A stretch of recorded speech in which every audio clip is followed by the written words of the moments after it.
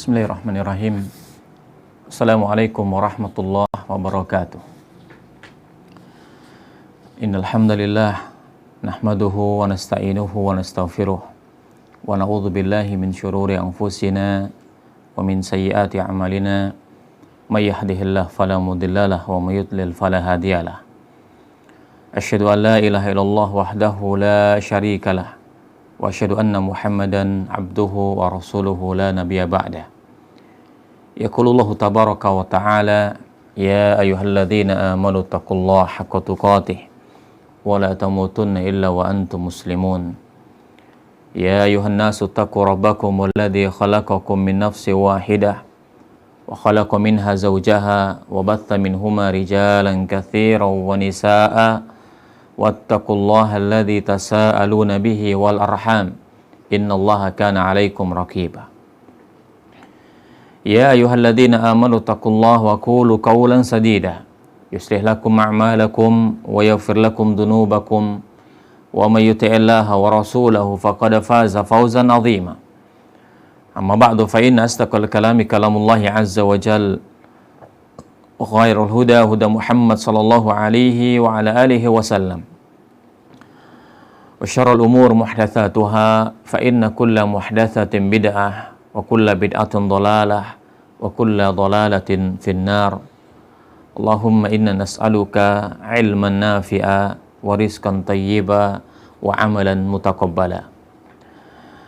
Ikhwani wa akhwati kaum muslimin wal muslimat rahimani wa rahimakumullah, dimanapun berada, semoga Allah subhanahu wa ta'ala senantiasa menjaga kita, memberikan kesehatan kepada kita, dan masih memberikan semangat, istiqomah, bersabar di dalam mempelajari agama Allah subhanahu wa ta'ala. Dan kita bersyukur kepada Allah subhanahu wa ta'ala, dalam kesempatan ini kita bisa meneruskan kembali untuk melanjutkan mempelajari kaidah-kaidah yang paling dasar dalam ilmu lughah al-Arabiyah. Pada pertemuan sebelumnya kita sudah menjelaskan tentang masih pembahasan mengenai fi'il atau kata kerja. Kita telah membahas fi'il dalam dua tinjauan, dalam dua sudut pandang. Tinjauan yang pertama, kita bahas fi'il apabila dilihat dari huruf-huruf penyusunnya. Maka kita mengenal ada istilah fi'il mu'tal, dan yang kedua adalah ada fi'il sahih. Fi'il mu'tal adalah fi'il yang terdapat salah satu dari huruf-huruf illah. Adapun fi'il sahih, maka fi'il yang tidak terdapat padanya satupun dari huruf-huruf illah tersebut. Kemudian juga kita telah bahas melihat posisi dari huruf illah, apakah dia di awal atau di tengah atau di akhir. Itu pun kita sudah membahasnya. Di sana ada beberapa istilah. Ada yang kita kenal dengan istilah fi'il mithal, yaitu fi'il yang berhuruf illah di awalnya. Kemudian yang kedua ada fi'il ajwaf, yaitu fi'il yang berhuruf illah di tengahnya. Kemudian yang ketiga adalah fi'il nakis, yaitu fi'il yang berhuruf illah di akhirnya. Lalu kemudian yang nomor 4 adalah fi'il yang disebut dengan istilah fi'il lafif mafruq. Ya, fi'il lafif mafruq, yaitu fi'il yang berhuruf illah di awal dan di akhir. Ada dua huruf illah, di awal dan di akhir. Kemudian yang kelima, kita mengenal juga istilah adalah fi'il lafif makrun, yaitu fi'il yang berhuruf illah di tengah dan di akhir. Ya. Itu pembahasan yang pertama. Ya, dari sudut pandang kita kepada fi'il, melihat fi'il dari susunan huruf-hurufnya. Ya. Kemudian sudut pandang yang kedua, kita juga telah membahas fi'il apabila ditinjau dari waktu terjadinya. Karena fi'il adalah kata kerja. Kata kerja itu pasti ada hubungan dan selalu berkaitan dengan waktu. Dengan 3 macam waktu. Kita sebutkan ya, yang pertama adalah waktu yang telah terjadi, telah berlalu. Yang kedua adalah waktu yang sedang berlangsung. Dan yang ketiga adalah waktu yang akan datang. Maka kita mengenal ada istilah fi'il madhi, yaitu fi'il kata kerja yang menunjukkan waktunya telah terjadi. Ya, kemudian yang kedua kita juga mengenal adalah fi'il mudhari, ya, yaitu kata kerja yang waktunya menunjukkan sekarang sedang terjadi atau akan datang, ya, akan terjadi. Ya, fi'il mudhari menunjukkan waktu yang sedang atau akan terjadi. Kemudian kita pun mengenal bentuk yang ketiga, yaitu fi'il amr. Adapun fi'il amr dia adalah kata kerja yang fungsinya menunjukkan kepada makna tuntutan, perintah untuk mengerjakan sesuatu. Ya, kata perintah itulah fi'il amr. Itulah 2 sudut pandang tinjauan kita kepada fi'il dalam pembahasan yang telah lalu. Baiklah, pada pertemuan kita kali ini kita akan melanjutkan tentang pembahasan masih masalah seputar fi'il, agar pengenalan kita tentang fi'il itu sangat detail dan kita sangat memahami tentang apa itu fi'il. Kita akan menambahkan 2 tinjauan lagi, 2 sudut pandang lagi tentang fi'il. Pada pertemuan kita yang ke-7 ini, pada halaman 49 dari kitab panduan kita, ada 2 materi yang akan kita bahas. Materi yang pertama adalah kita akan bahas fi'il apabila ditinjau dari objeknya, dari objeknya. Jadi fi'il ditinjau dari objeknya. Yang kita maksudkan adalah fi'il itu ada yang membutuhkan objek, ada yang tidak membutuhkan objek. Objek kalimat adalah sesuatu yang dikenai oleh perbuatan. Sesuatu yang dikenai oleh perbuatan. Itu namanya objek. Kalau saya mengatakan misalkan Muhammad memukul meja. Meja itulah objek. Ya. Karena dia adalah lafadz yang sesuatu yang dikenai perbuatan memukul. Kalau saya mengatakan Zaid membeli kitab. Zaid membeli kitab. Kitab itulah objek. Kitab itu adalah objek kalimat. Dia adalah lafadz sesuatu yang menunjukkan yang dikenai perbuatan. Ya, dikenai oleh perbuatan membeli tadi dalam contoh yang kedua, atau memukul dalam contoh yang pertama. Nah, fi'il atau kata kerja dari sisi objeknya ada 2 kelompok. Ada yang fi'il itu butuh kepada objek, dan ada fi'il yang tidak butuh kepada objek. Ini akan kita bahas dalam materi yang pertama. Jadi, fi'il ditinjau dari objeknya maksudnya adalah fi'il ditinjau dari butuh atau tidaknya kepada objek kalimat. Kemudian yang akan kita bahas juga dalam pertemuan ini, yang kedua adalah fi'il ditinjau dari pelakunya. Fi'il pasti ada pelakunya. Setiap perbuatan pasti ada yang melakukan. Tetapi dalam pembahasan ini adalah bahwa pelakunya itu ada 2 kemungkinan. Bisa jadi pelakunya disebutkan dalam kalimat, memang ada lafadznya disebutkan. Dan bisa jadi yang kedua, pelakunya tidak disebutkan. Itulah yang nanti akan kita bahas dalam materi yang kedua, yaitu fi'il ditinjau dari pelakunya. Yang kita maksudkan adalah fi'il ditinjau dari apakah pelakunya disebutkan atau pelakunya tidak disebutkan. Baik, kemudian apa target pembahasan ini? Pertama, kita akan mengetahui tentang perbedaan dari fi'il lazim dan fi'il muta'addi.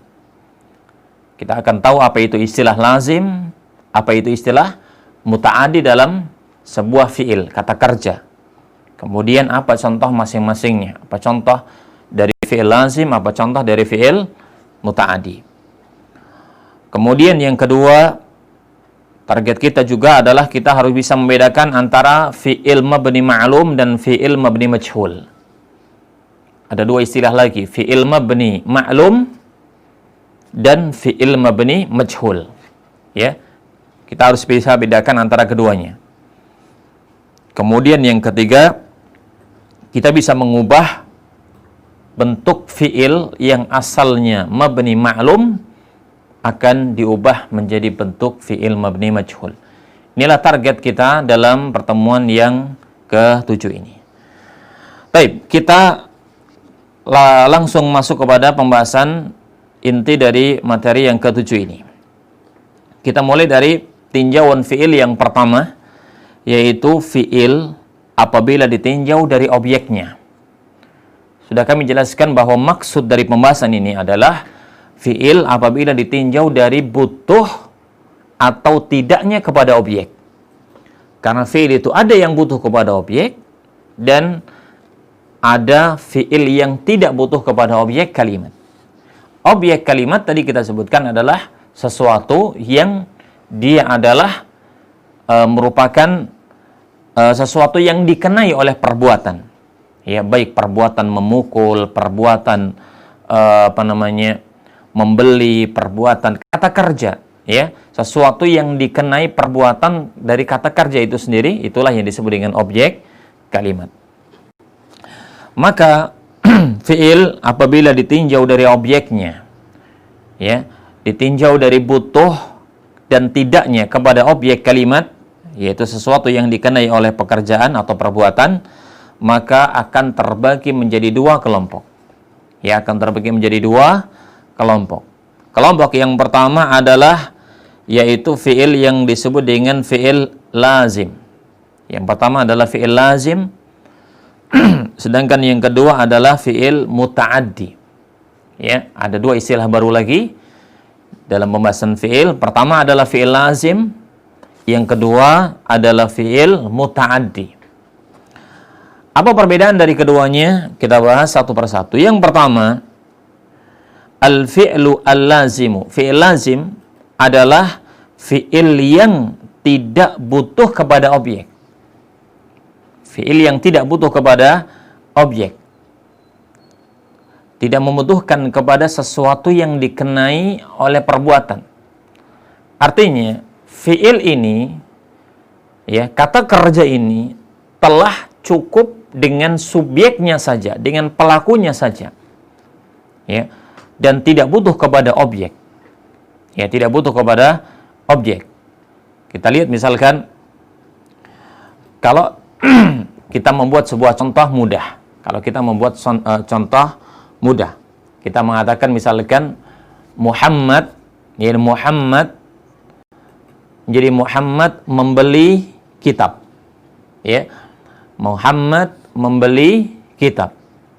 Maka Muhammad, ya, itu adalah pelaku dari perbuatan membeli. Ya, Muhammad adalah si pelaku. Pelaku ini kita sebut dengan istilah subjek. Ya, kemudian kitab, ya, kitab adalah sesuatu yang dibeli oleh Muhammad. Ya, kitab adalah sesuatu yang dibeli oleh Muhammad. Lah, lafaz kitab itulah yang kita sebut dengan istilah objek. Ya, jadi ada subjek yaitu dia adalah pelaku dan ada objek yang dia adalah sebagai yang dikenai oleh perbuatan, ya, yang dikenai oleh pekerjaan atau perbuatannya fi'il. Nah, fi'il lazim adalah fi'il yang tidak butuh kepada objek. Maka fi'il lazim itu hanya cukup diberi subjek dan kalimatnya sempurna. Ya, kalimatnya sempurna, tidak butuh kepada objek, hanya cukup diberi subjek saja. Apa contohnya? Kita contohkan di sini misalkan dalam contoh yang pertama, qama Zaidun. Kalau kita mengatakan qama Zaid, artinya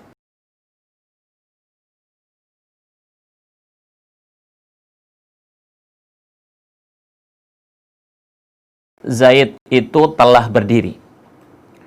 Perhatikan dalam contoh ini, Zaid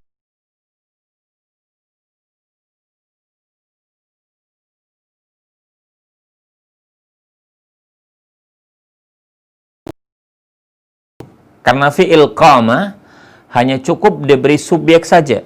Qama Zaidun. Dan kalimatnya sempurna.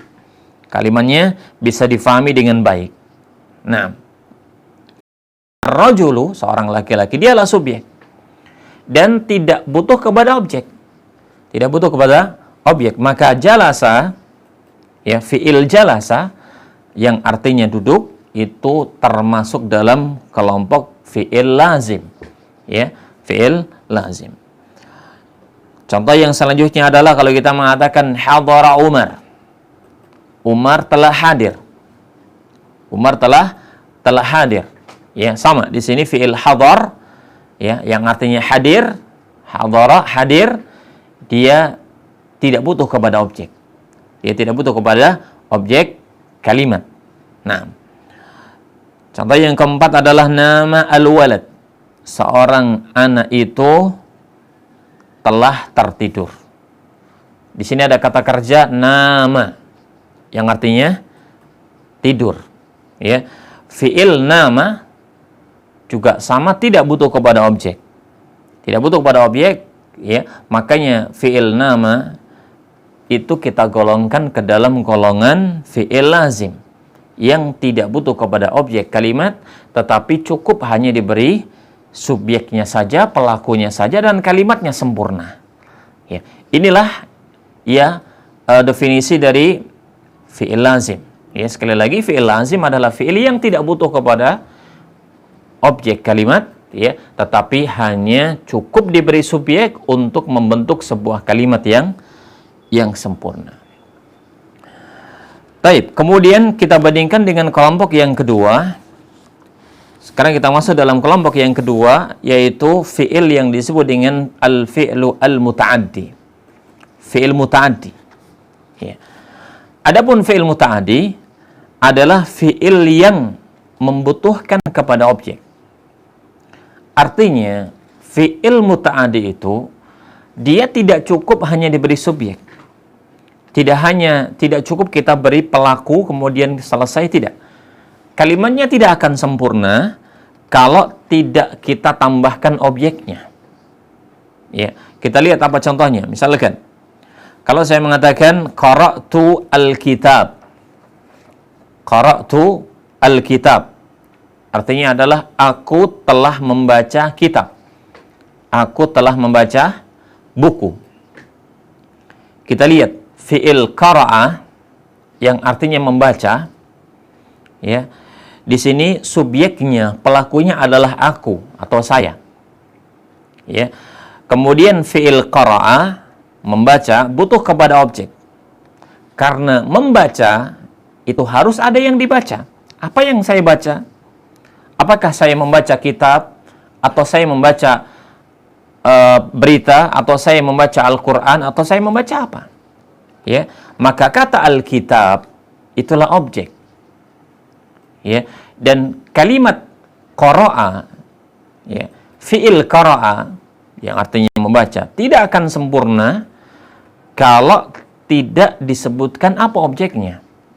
Misalkan kalau kita hanya mengatakan qara'tu, saya membaca, kemudian diam, kemudian saya diam, ya, saya membaca, kemudian saya diam, maka kalimat ini tidak sempurna, tidak bisa difahami dengan baik. Orang akan bertanya-tanya apa yang dia baca, apa yang dibaca, karena yang dibaca banyak. Ya, maka fi'il qara'a harus disebutkan apa objeknya. Ya, oleh karenanya fi'il qara'a inilah yang kita golongkan ke dalam kelompok fi'il muta'addi. Fi'il yang butuh kepada objek, tidak cukup dengan subjek saja. Ya. Contoh yang kedua, kita mengatakan akhadha Muhammadun al-kursi. Artinya Muhammad telah mengambil kursi. Lihat, kalimat akhadha yang artinya mengambil. Kata mengambil, ya, kata kerja mengambil, harus ada sesuatu yang diambil. Kalau saja kita hanya mengatakan akhadha Muhammadun, Muhammad telah mengambil kemudian kita diam, kalimatnya belum sempurna. Karena akhadha butuh kepada objek. Kita mengatakan akhadha Muhammadun al-kursiyya. Ya. Nah, oleh karenanya akhadha masuk ke dalam kelompok fi'il muta'addi. Selanjutnya kalau kita mengatakan fahima at-talamidu ad-darsa, artinya para murid itu telah memahami pelajaran. Kita lihat di sini fi'il fahima yang artinya memahami. Kata memahami, kata kerja memahami, harus ada yang dipahami. Apa yang dia pahami? Ya. Harus ada objek kalimat. Ya. Kalau kita hanya mengatakan fahima at-talamidu, para murid itu memahami. Memahami apa? Ini kalimat belum sempurna. Ya. Inilah yang disebut dengan fi'il muta'addi. Jadi fi'il muta'addi adalah fi'il yang butuh kepada objek kalimat. Butuh kepada objek kalimat. Sebuah kalimat, ya, sebuah kalimat apabila kata kerjanya menggunakan fi'il muta'addi, maka kalimat itu tidak akan sempurna kecuali harus disebutkan bersamanya objeknya. Ya, berbeda dengan yang pertama tadi. Sebuah kalimat apabila menggunakan kata kerja jadi fi'il lazim, ya, maka cukup hanya diberi subjeknya. Cukup diberi subjek dan kalimat sempurna. Ya, inilah perbedaan dari fi'il lazim dan fi'il muta'addi. Ya, jadi kesimpulannya adalah fi'il lazim, fi'il yang tidak butuh kepada objek. Tapi cukup hanya dengan subjeknya saja dan kalimatnya sempurna. Ya, kita mengatakan Muhammad, ya, telah tidur. Kata tidur tidak butuh objek. Ya, Muhammad telah duduk. Kata duduk tidak butuh kepada objek. Ya, itulah fi'il lazim.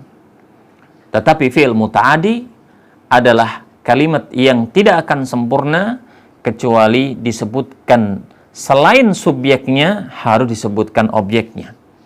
Ya, harus disebutkan subjek dan objeknya juga. Kita mengatakan Muhammad telah membeli.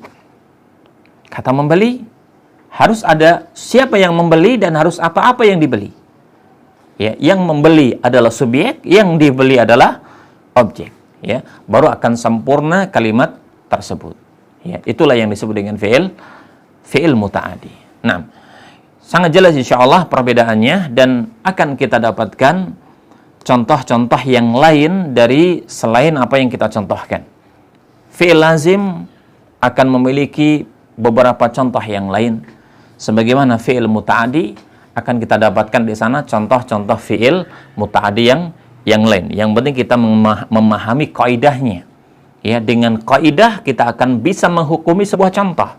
Ya, karena yang kita pegang adalah kaidahnya. Ya, setiap fi'il apabila butuh kepada objek itulah fi'il muta'addi, dan apabila tidak butuh kepada objek itulah fi'il lazim.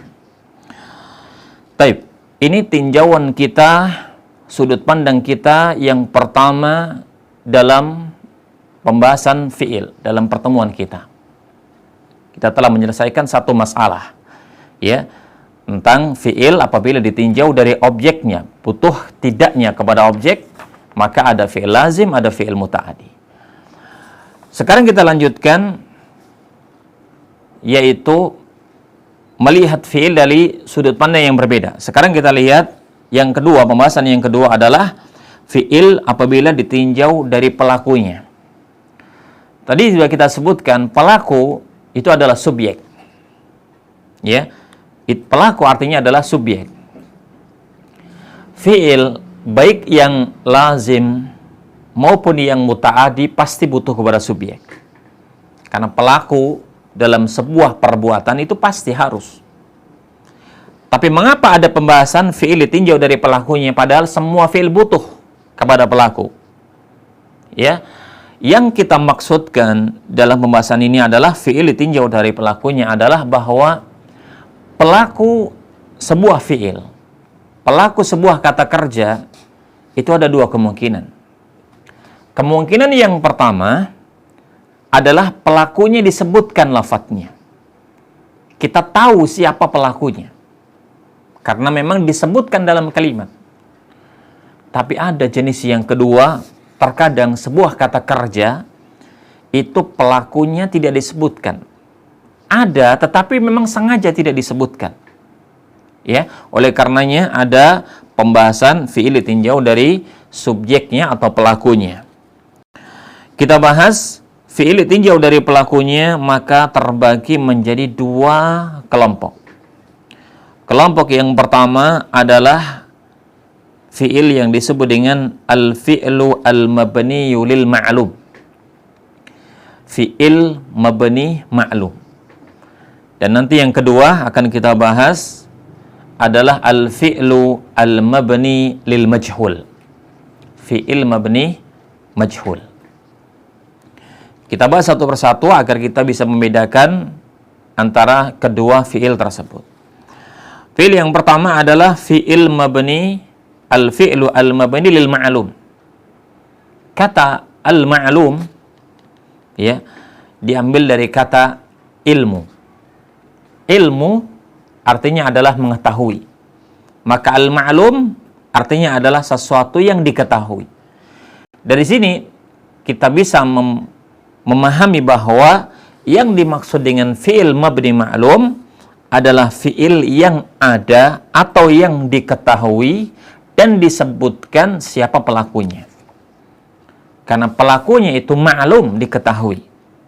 Ya, pelakunya itu telah disebutkan dan diketahui. Apa contohnya? Contohnya kalau kita mengatakan, dalam contoh yang pertama kita mengatakan misalkan yaktubu Muhammadun ad-darsa. Ya. Kalau kita terjemahkan, Muhammad sedang menulis pelajaran. Di sini ada kata kerja yaktubu, fi'il yaktubu, yaitu fi'il mudhari. Seperti yang kita bahas kemarin, menunjukkan sedang terjadi. Muhammad sedang menulis pelajaran. Kalau kita tanya siapa yang sedang menulis pelajaran, kita tahu siapa subjeknya, siapa pelakunya, yaitu kata Muhammad, dan disebutkan, ya, disebutkan siapa pelaku yang menulis. Maka berarti Muhammad, ya, karena dia adalah pelaku, ya, dan disebutkan, maka fi'il yaktubu itulah yang kita sebut dengan istilah fi'il mabni ma'lum. Karena diketahui siapa pelakunya. Kita lihat contoh yang kedua. Kalau kita mengatakan qara'a al-mudhi'u an-naba'a. Qara'a al-mudhi' an-naba'a. Ya. Penyiar itu membacakan berita. Ya. Kita lihat di sini ada kata kerja qara'a yang artinya membaca. Kalau kita lihat, kalau kita tanya siapa yang membaca, siapa yang membacakan berita dalam contoh kalimat ini, maka kita akan langsung tahu yang membacakan berita adalah al-mudhi'u. Al-mudhi' artinya adalah penyiar. Ya. Maka fi'il qara'a, karena disebutkan siapa pelakunya, maka dialah disebut dengan fi'il mabni ma'lum.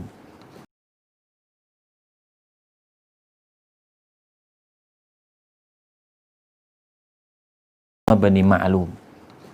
Ya, fi'il mabni ma'lum. Ya, fi'il yang diketahui siapa pelakunya. Nah, maka fi'il mudhari yaktubu adalah fi'il mabni ma'lum karena diketahui pelakunya siapa, yaitu Muhammad.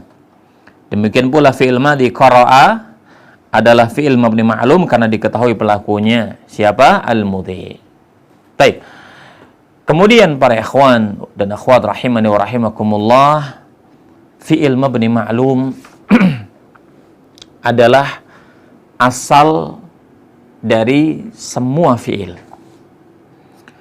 Kalau kita masih ingat pembahasan yang kemarin, kita pernah mengatakan bahwa fi'il madhi, ya, fi'il madhi, kata kerja waktu yang telah terjadi. Fi'il madhi itu adalah kata dasar dan asal semua fi'il. Asal semua fi'il asalnya adalah madhi. Kemudian dari kata fi'il madhi ini nanti akan diubah menjadi bentuk fi'il mudhari dan diubah lagi menjadi bentuk fi'il amr. Berarti kata dasarnya adalah fi'il madhi. Asal semua fi'il berarti adalah fi'il madhi. Kemudian diubah menjadi bentuk yang lain. Di sini pun kami katakan bahwa asal semua fi'il adalah mabni ma'lum. Jadi kalau kita, jadi fi'il itu kalau nggak diubah, kalau dia menurut aslinya, ya, berarti asalnya sebuah fi'il adalah mabni ma'lum. Dan dia akan berubah, ya, menjadi bentuk yang kedua, fi'il mabni majhul, kalau ada perubahan lafaz. Kalau ada perubahan lafaz. Kalau tidak dirubah berarti aslinya adalah fi'il mabni ma'lum, ya. Sebagaimana hukum asalnya adalah fi'il madhi.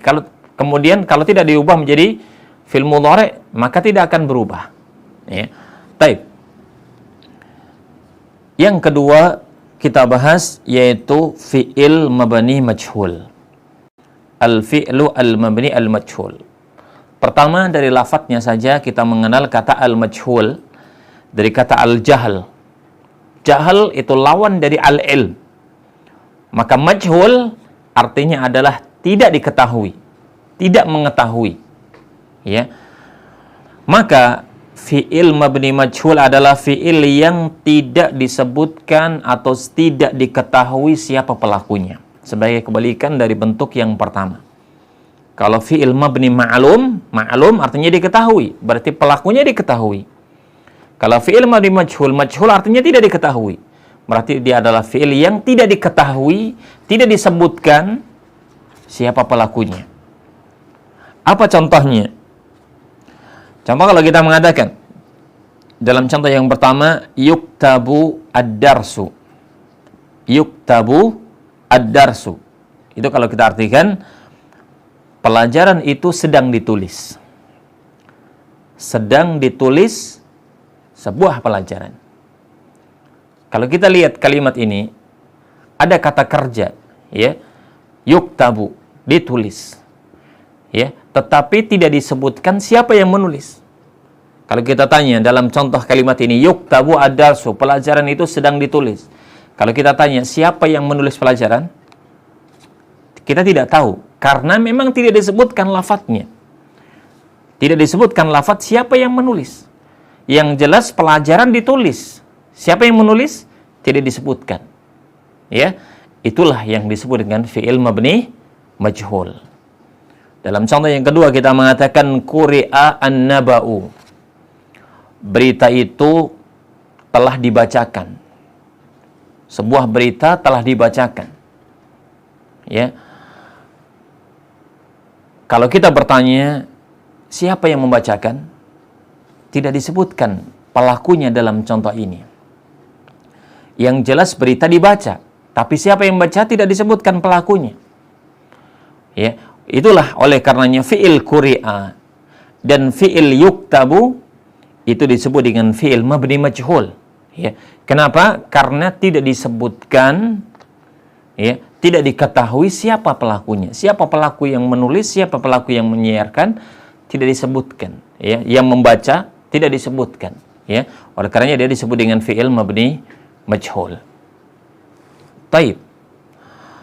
Apa fungsi, apa gunanya fi'il mabni majhul? Kenapa fi'il itu harus dibuat majhul?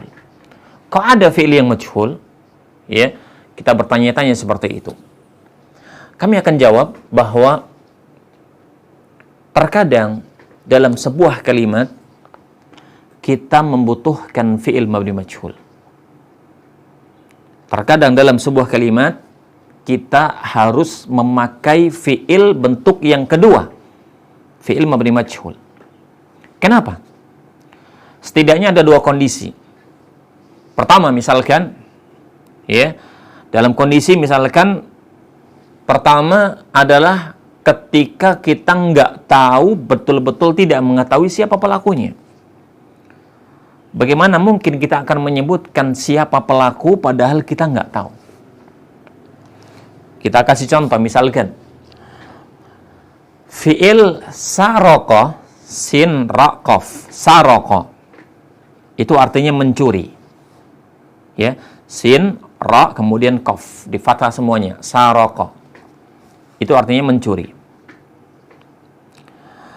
Dalam kasus-kasus pencurian, biasanya pelakunya tidak diketahui.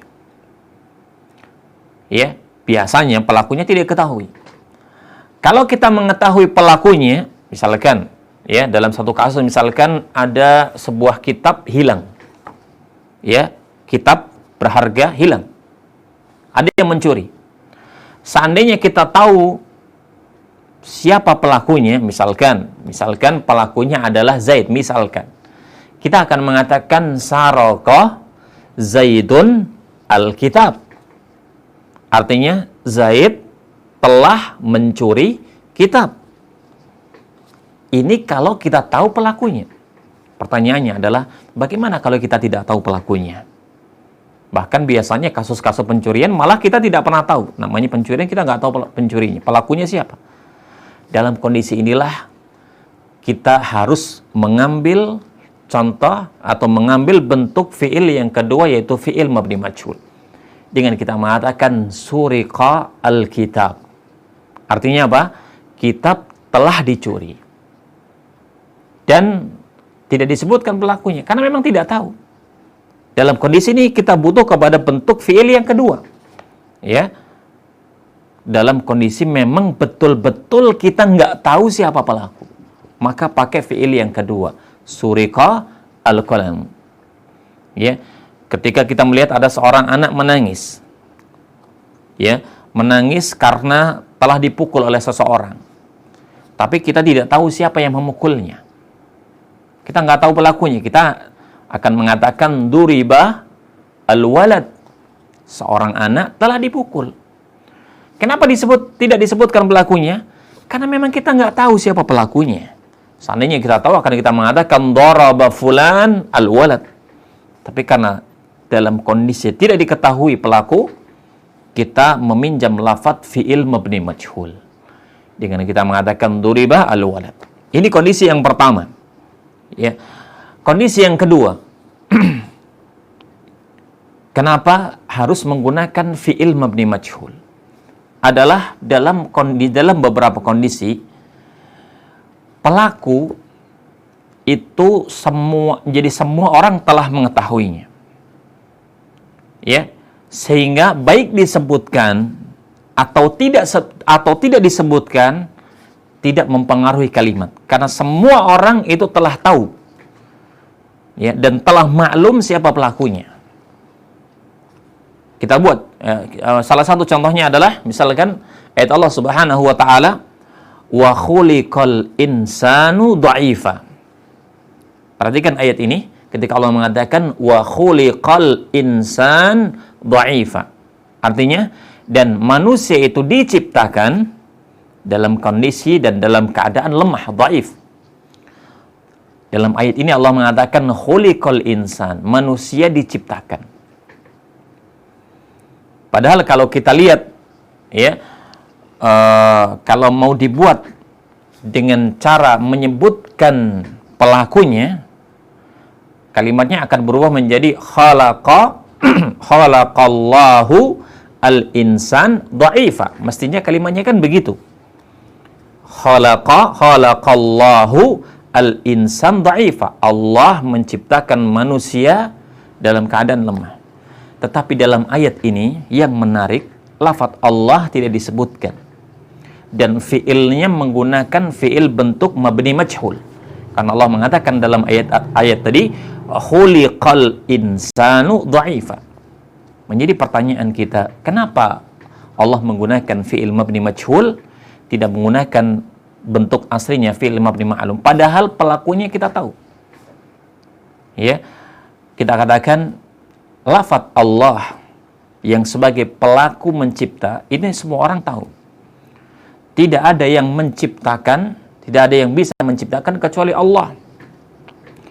Dibuangnya, tidak disebutkannya pelaku dalam ayat tadi, bukan karena kita nggak tahu siapa pelakunya, tapi sebaliknya. Justru, ya, kita tahu pasti yang menciptakan adalah Allah Subhanahu wa taala, menciptakan manusia dan menciptakan semua alam yang ada di dunia ini pasti adalah Allah Subhanahu wa taala Rabbul Alamin.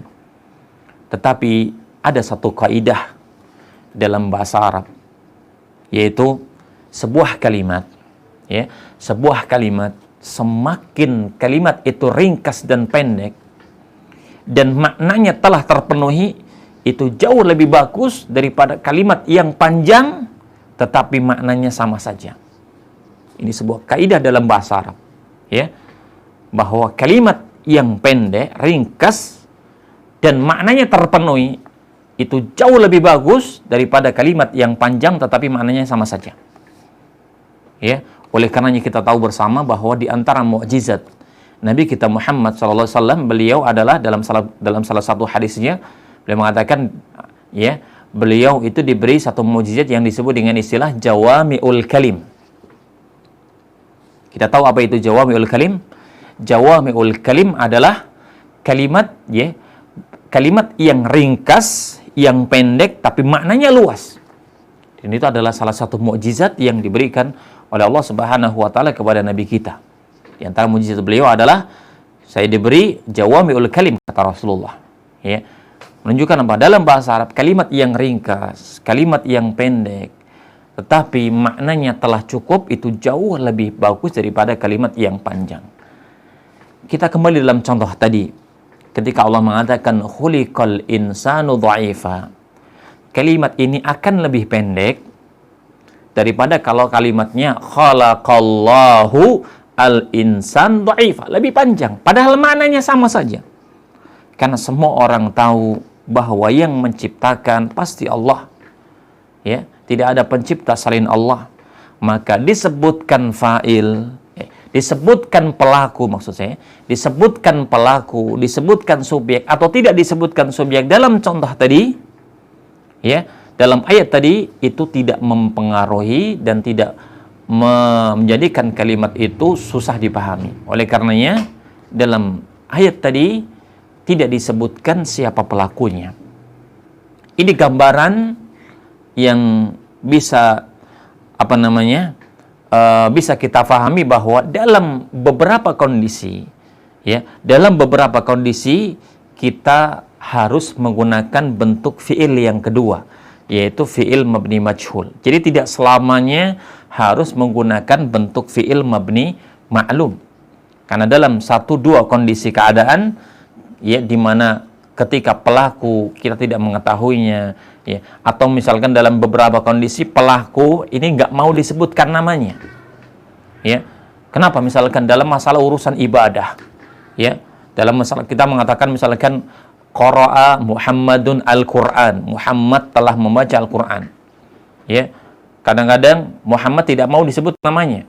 Kenapa? Karena takut terjatuh dalam riya misalkan. Dia tidak mau disebut namanya, ya. Maka kita katakan quri'a al-Quran, Al-Quran telah dibaca. Siapa pelakunya nggak disebutkan. Bukan karena kita nggak tahu, ya, tapi sengaja tidak dilafadzkan. Maka kita menggunakan bentuk fi'il yang kedua, fi'il mabni majhul. Baik. Selanjutnya para ikhwan dan akhwat rahimani wa rahimakumullah, ada perbedaan lafadz antara fi'il mabni ma'lum dengan fi'il mabni majhul. Pertama, perubahan lafadznya berbeda. Yang kedua, cara mengartikannya juga beda.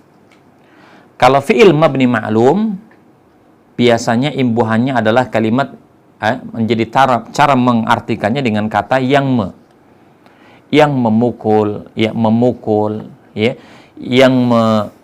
yang membeli, ya, dan seterusnya. Tetapi kalau fi'il mabni majhul, ya, menggunakan imbuhan yang ditulis, ya, dibaca, dibeli dan seterusnya, ya, itu secara arti berbeda.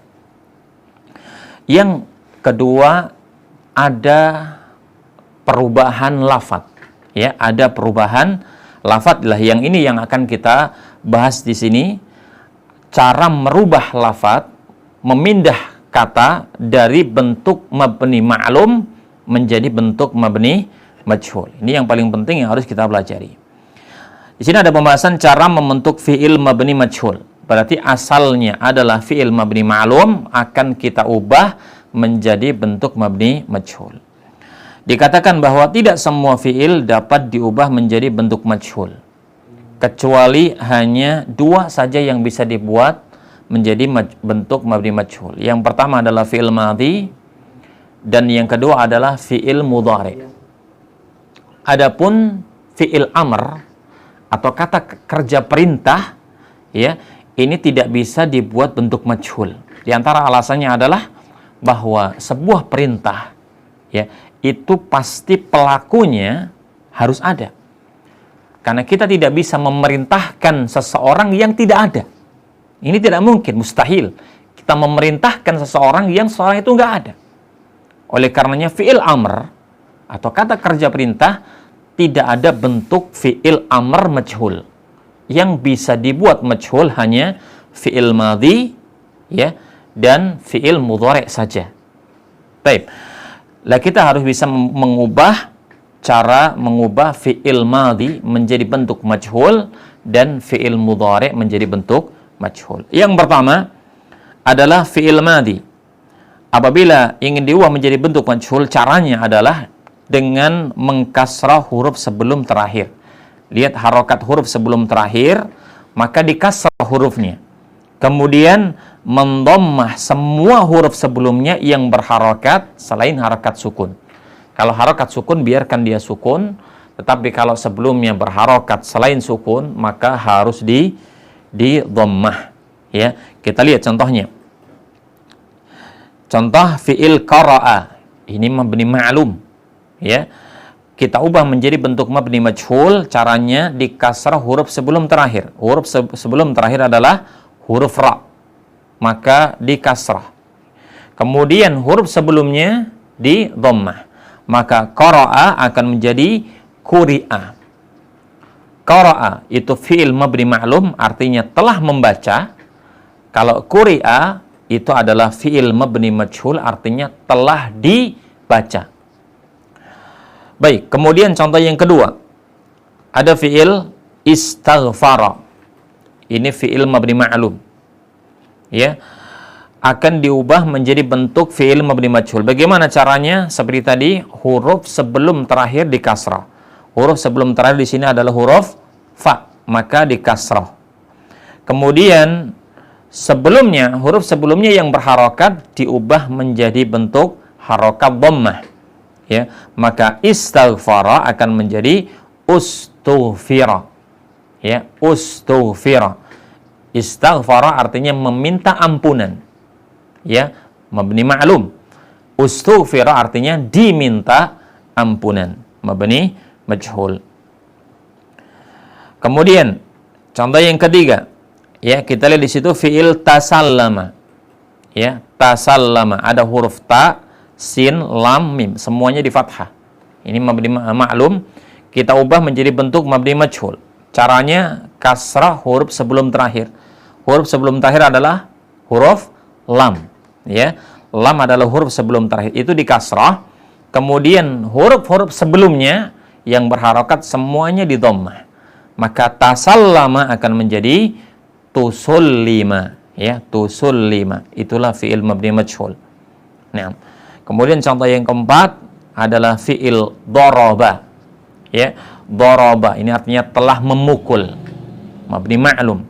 Ya, ketika diubah menjadi bentuk majhul akan menjadi dzuriba. Huruf sebelum terakhir di kasrah dan huruf sebelumnya di dhammah akan menjadi dzuriba, telah dipukul. Dan demikian seterusnya, kita harus membuat contoh-contoh yang lain agar kita lebih bisa memahami. Ambil contoh fi'il madhi, ya. Jadi ambil contoh fi'il madhi, kemudian kita ubah menjadi bentuk majhul. Caranya sangat mudah sekali. Huruf sebelum terakhir dari fi'il madhi tersebut dikasrah. Ya, kalau asalnya fathah dikasrah.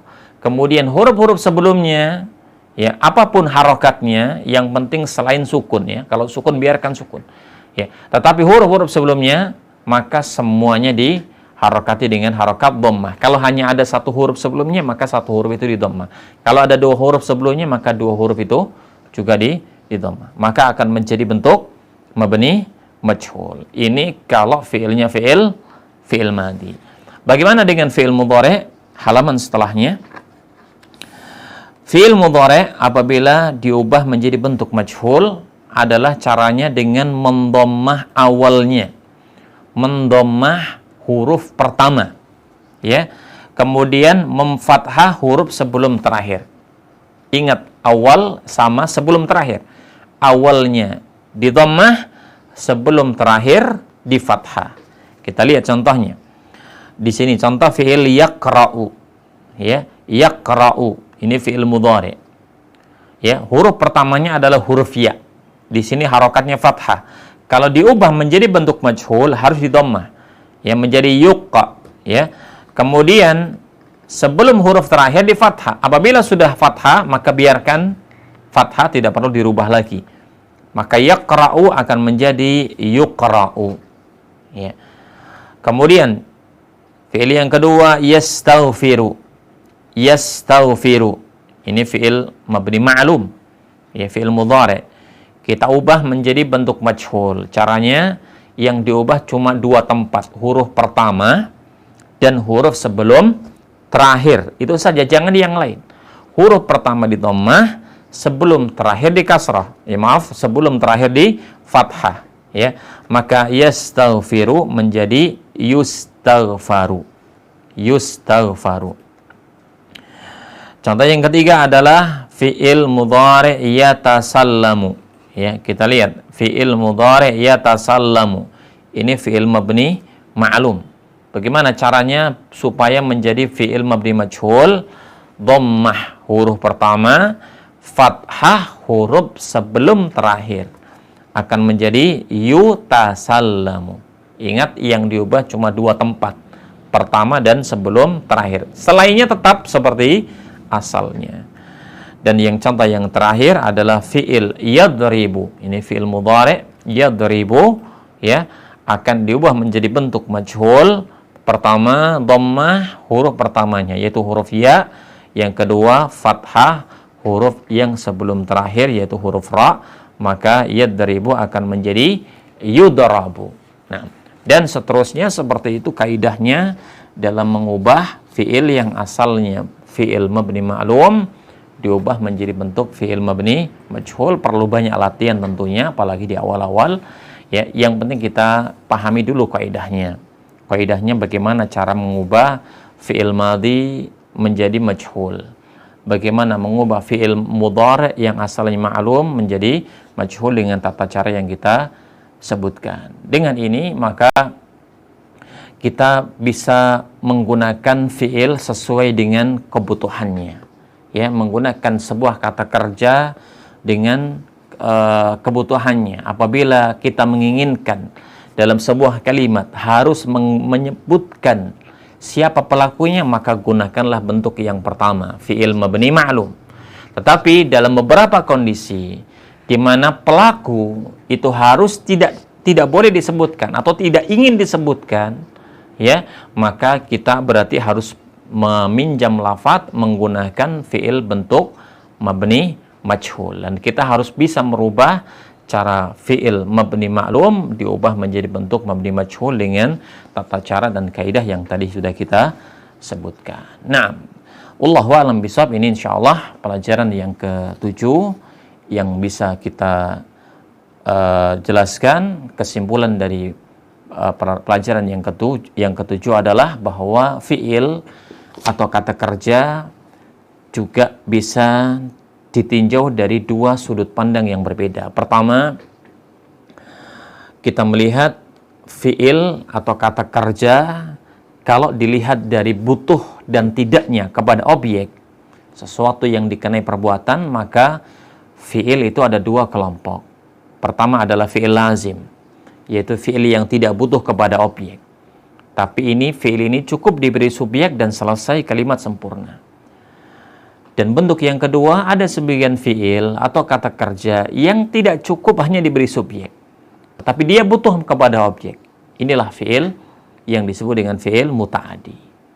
Ya, itu tinjauan kita yang pertama. Yang kedua, fi'il dilihat dari subjeknya, pelakunya. Maka ada dua kondisi. Ada fi'il itu yang pelakunya disebutkan dalam kalimat. Itulah fi'il mabni ma'lum. Tetapi ada sebagian fi'il yang pelakunya tidak disebutkan, secara sengaja tidak disebutkan, atau memang karena kita tidak tahu siapa pelakunya, maka itulah fi'il yang disebut dengan fi'il mabni majhul. Wallahu a'lam bishawab. Mudah-mudahan apa yang kita jelaskan bisa dipahami dengan baik dan akan menambah pemahaman kita tentang lughah al-Arabiyah, bahasa Arab, bahasa yang kita harus memahaminya karena ini adalah bahasa yang Allah Subhanahu wa taala turunkan untuk menjelaskan kitabullah dan bahasa yang digunakan oleh Rasulullah SAW dalam menerangkan hadis-hadis beliau. Wallahu a'lam bishawab. Kita tutup dengan pertemuan ini. Wassallallahu wasallama ala nabiyyina Muhammad wa ala alihi wa sahbihi ajma'in. Walhamdulillahi rabbil alamin. Wassalamualaikum warahmatullahi wabarakatuh.